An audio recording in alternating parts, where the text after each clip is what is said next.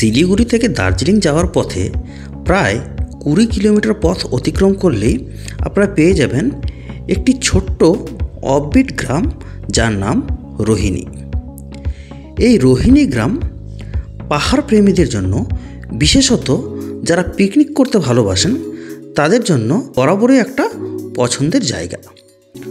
রোহিণী পাহাড়ে আপনারা December January মাসে আসলে অসংখ্য পাহাড়প্রেমী মানুষ পাবেন যারা এই রোহিণী পাহাড়ে পিকনিক করতে আসেন। তবে আজকে আমাদের গন্তব্যস্থল কিন্তু পিকনিক নয়। আজকে আমরা রোহিণীতে দাঁড়িয়েছি এখানকার একটি মহাদেব স্ট্যাচু দর্শন করার জন্য।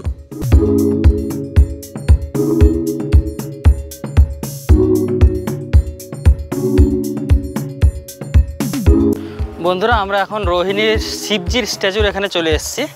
এই যে দেখুন, এখানে রোহিণী লেখা রয়েছে, আর এই যে পাহাড়ের উপরে আমাদের মহাদেব বসে রয়েছেন এবং এদিক দিয়ে আমরা চলে যাব সোজা দার্জিলিং। তো চলুন আমাদের শিবজির যে স্ট্যাচুটা সেটা এখন কিছুটা দর্শন করে নিই, তারপর আমরা দার্জিলিংয়ের দিকে এগিয়ে যাব। হর হর মহাদেব। তো ফাইনালি আমরা রোহিণীর সেই পাহাড়ের উঁচুতে চলে এসেছি আমাদের মহাদেবজির কাছে। এই যে দেখুন, আমাদের দেবাদিদেব মহাদেব শিবজির যে স্ট্যাচুটা রয়েছেন সেই রোহিণী পাহাড়ের একদম উপরে। এখান থেকে শিবজির স্ট্যাচুর পাশাপাশি আপনাদের যে রোহিণী পাহাড়ের যে দৃশ্যটা সেটাও দেখিয়ে দিচ্ছে। এই যে দেখুন, এটা পুরো এরিয়াটাই হচ্ছে রোহিণী, এবং এই দিকে নিচের দিকে আমাদের শিলিগুড়ি, সুকনা এই সমস্ত জায়গা রয়েছে, আর উঁচুতে চলে গেলে আমাদের দার্জিলিং রয়েছে। তো চলুন বন্ধুরা, এবার আমরা এখান থেকে সোজাসুজি চলে যাব দার্জিলিংয়ের রাস্তায়।